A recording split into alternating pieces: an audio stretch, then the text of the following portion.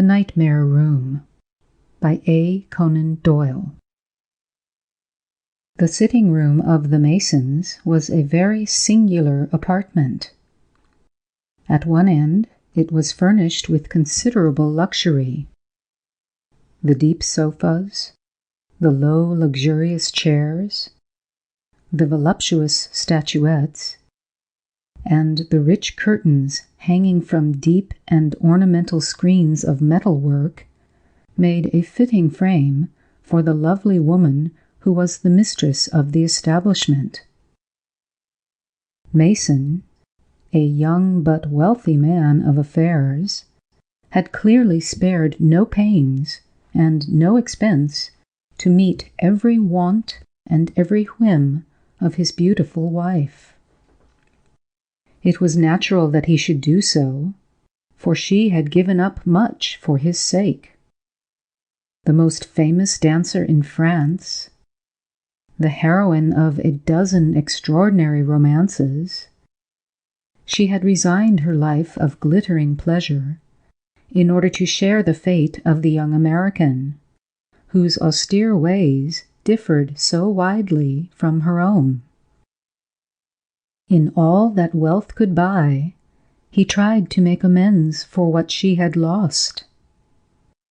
Some might, perhaps, have thought it in better taste had he not proclaimed this fact, had he not even allowed it to be printed. But, save for some personal peculiarities of the sort, his conduct was that of a husband who has never, for an instant, ceased to be a lover. Even the presence of spectators would not prevent the public exhibition of his overpowering affection. But the room was singular. At first it seemed familiar, and yet a longer acquaintance made one realize its sinister peculiarities. It was silent, very silent. No footfall could be heard upon those rich carpets and heavy rugs. A struggle, even the fall of a body, would make no sound. It was strangely colorless also, in a light which seemed always subdued. Nor was it all furnished in equal taste. One would have said that when the young banker had lavished thousands upon this boudoir, this inner jewel case for his precious possession, he had failed to count the cost and had suddenly been arrested by a threat to his own solvency. It was luxurious where it looked out upon the busy street below. At the farther side, it was bare, Spartan, and reflected rather the taste of a most ascetic man than of a pleasure-loving woman. Perhaps that was why she only came there for a few hours, sometimes 2, sometimes 4, in the day. But while she was there, she lived intensely. Within this nightmare room, Lucille Mason was a very different and a far more dangerous woman than she was in any other room. Dangerous, that was the word. Who could doubt it, who saw her delicate figure stretched upon the great bearskin which draped the sofa? She was leaning upon her right elbow, her delicate but determined chin resting upon her hand, while her eyes, large and languishing, adorable but inexorable, stared out in front of her with a fixed intensity which had in it something vaguely terrible. It was a lovely face, a child's face, and yet nature had placed there some subtle mark, some indefinable expression, which told that a devil lurked within. It had been noticed that dogs shrank from her, and that children screamed and ran from her caresses. There are instincts that are deeper than reason. Upon this particular afternoon, something had greatly moved her. A letter was in her hand, which she read and reread with a tightening of those delicate little eyebrows and a grim setting of those delicious lips. Suddenly she started, and a shadow of fear softened the feline menace of her features. She raised herself upon her arm, and her eyes were fixed eagerly upon the door. She was listening intently, listening for something which she dreaded, most certainly dreaded to hear. For a moment, a smile of relief played over her expressive face. Then, with a look of horror, she stuffed her letter into her dress. She had hardly done so before the door opened and a young man came briskly into the room. It was Archie Mason, her husband, the man whom she had loved, the man for whom she had sacrificed her European fame, the man whom now she regarded as the one obstacle to a new and wonderful experience. The American was a man about 30, clean-shaven, athletic, dressed to perfection in a closely cut suit which outlined his perfect figure. He stood at the door with his arms folded, looking intently at his wife, with a face which might have been a handsome sun-tinted mask, save for those vivid eyes. She still leaned upon her elbow, but her eyes were fixed on his. There was something terrible in the silent exchange. Each interrogated the other, and each conveyed the thought that the answer was vital. He might have been asking, "What have you done?" She, in her turn, seemed to be saying, "What do you know?" Finally, he walked forward, sat down upon the bearskin beside her, and, taking her delicate ear gently between his fingers, turned her face towards his. "Lucille," he said, "are you poisoning me?" She sprang back from his touch, with horror in her face and protests upon her lips.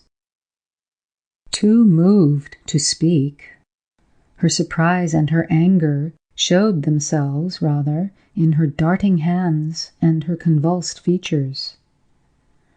She tried to rise, but his grasp tightened upon her wrist. Again he asked his question, but this time it had deepened in its terrible significance. "Lucille, why are you poisoning me?" "You are mad, Archie, mad!" she gasped. His answer froze her blood. With pale, parted lips and blenched cheeks, she could only stare at him in helpless silence. He drew a small bottle from his pocket and held it before her eyes as grim evidence of her guilt. "It is from your jewel case," he said. Twice she tried to speak, and failed. At last, the words came, slowly, one by one, from her contorted lips. At least, I never used it. Again his hand sought his pocket. From it, he drew a sheet of paper, which he unfolded and held before her. It is the certificate of Dr. Angus. It shows the presence of 12 grains of antimony. I have also the evidence of Duval, the chemist who sold it. Her face was terrible to look at. There was nothing to say. She could only lie with that fixed, hopeless stare, like some fierce creature in a fatal trap. "Well?" he asked. There was no answer, save a movement of desperation and appeal from the beautiful woman. "Why?" he said. "I want to know why." As he spoke, his eye caught the edge of the letter, which she had thrust into her bosom. In an instant he had snatched it. With a cry of despair, she tried to regain it, but he held her off with one hand, while his eyes raced over it. "Campbell!" he gasped. "It was Campbell!" She had found her courage again. There was nothing more to conceal. Her face set, hard and firm. Her eyes were deadly as daggers as she faced him. "Yes," she said, "it is Campbell." My God! Campbell, of all men! He rose and walked swiftly about the room. Campbell, the grandest man that he had ever known. A man whose whole life had been one long record of self-denial, of courage, of every quality which marks the chosen man. And yet he, too, had fallen a victim to this siren, and had been dragged down to such a level that he had betrayed, in intention if not in actual deed, the man whose hand he shook in friendship. It was incredible. And yet, here was the passionate, pleading letter, imploring his wife to fly and share the fate of a penniless man. Every word of the letter showed that Campbell had, at least, no thought of Mason's death, which would have removed all difficulties. That devilish solution was the outcome of the deep and wicked brain which brooded within that perfect habitation in the mind of the woman he loved. Mason was a man in a million, a philosopher, a thinker, with a broad and tender sympathy for others. For an instant, his soul had been submerged in his bitterness. He could, for that brief period, have slain both his wife and Campbell, and gone to his own death with the serene mind of a man who has done his plain duty. But already, as he paced the room, milder thoughts had begun to prevail. How could he blame Campbell? He knew the absolute witchery of this woman. It was not only her wonderful physical beauty. She had a unique power of seeming to take an interest in a man in writhing into his inmost conscience, in penetrating those parts of his nature which were too sacred for the world, and in seeming to stimulate him towards ambition, and even towards virtue and splendid kindliness. It was just there that the deadly cleverness of her net was shown. He remembered how it had been in his own case. She was free then, or so he thought, and he had been able to marry her. But suppose she had not been free? Suppose she had been married? And suppose she had taken possession of his soul in the same way? Would he have stopped there?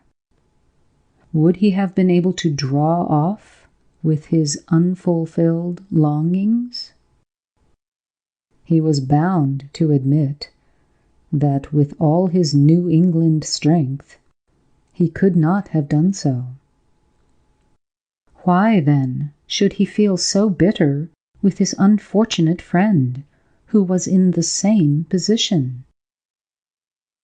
It was pity and sympathy that filled his mind as he thought of Campbell, caught by this wonderful siren. And she? There she lay, upon the sofa, a poor, broken butterfly, her dreams dispersed, her plot detected, her future dark and perilous. Even for her, poisoner as she was, his heart relented. He knew something of her history. He knew her as a spoiled child from birth, untamed, unchecked, sweeping everything easily before her with her cleverness, her beauty, and her charm. She had never known an obstacle. Now one had risen across her path, and she had madly and wickedly tried to remove it in the only way she could think of. But if she had wished to remove it, was not that in itself a sign that he had been found wanting, that he was not the man who could bring her peace of mind and contentment of heart? He was too stern and self-contained for that sunny, volatile nature. He was of the north, and she of the south, drawn strongly together for a time by the law of opposites, but impossible for permanent union. He should have seen this. He should have understood it. It was on him that the responsibility lay. His heart softened towards her, as it would to a little child that was in helpless trouble. For a time, he had paced the room in silence, his lips compressed, his hands clenched till his nails had marked his palms. Now, with a sudden movement, he sat beside her and took her cold and inert hand in his. "You shall choose between us, dear," he said. "If really you are sure, you know, that Campbell could make you happy, I will not be the obstacle." "A divorce!" she gasped. His hand closed upon the bottle of poison. "You can call it that," said he. A new, strange light shone in her eyes as she looked at him. "Archie," she cried, "you could forgive me even that." He smiled at her. "You are only a little wayward kitty after all." Her arms were outstretched to him when there was a tap at the door, and the maid entered, in the strange, silent fashion in which all things moved in that room. There was a card on the tray. "Captain Campbell! I will not see him." Mason sprang to his feet. "On the contrary, he is most welcome. Show him up this instant." A few minutes later, a tall, sunburnt young soldier had been ushered into the room. He came forward with a smile upon his pleasant features. But as the door closed behind him, and the faces before him resumed their natural expressions, he paused, irresolutely. "Well?" he asked. Mason stepped forward and laid his hand upon his shoulder. "I bear no ill will," he said. "Ill will?" "Yes, I know all. But I might have done the same myself, had the position been reversed," Mason quietly told him. Campbell stepped back and looked a question at the lady. She nodded and shrugged her graceful shoulders. Mason smiled. "You need not fear that it is a trap for a confession. We have had a frank talk upon the matter. See, Jack, you were always a sportsman. Here's a bottle. Never mind how it came here. If one or the other of us drinks it, it will clear the situation." His manner was wild, almost delirious. "Lucille, which shall it be?" There had been a strange force at work in the nightmare room. A third man was there, though not one of the three who stood in the crisis of their life's drama had time or thought for him. How long he had been there, how much he had heard, none could say. In the corner farthest from the little group, he was crouched against the wall, a sinister, snake-like figure, silent and scarcely moving, save for a nervous twitching of his clenched right hand, intent, watching eagerly every new phase of the drama. "Are you game, Jack?" asked Mason. The soldier nodded. "No, no!" cried the woman.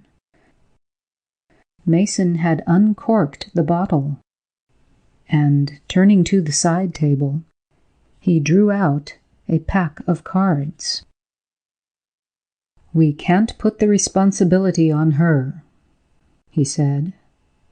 "Come, Jack, the best of three." The soldier approached the table. He fingered the fatal cards. The woman, leaning upon her hand, bent her face forward and stared with fascinated eyes. Then, and only then, the bolt fell. The stranger had risen, pale and grave. All three were suddenly aware of his presence. They faced him with eager inquiry in their eyes. He looked at them with something of the master in his bearing. "How is it?" they asked, all together. "Rotten," he said. "Rotten." We'll shoot the whole scene again tomorrow.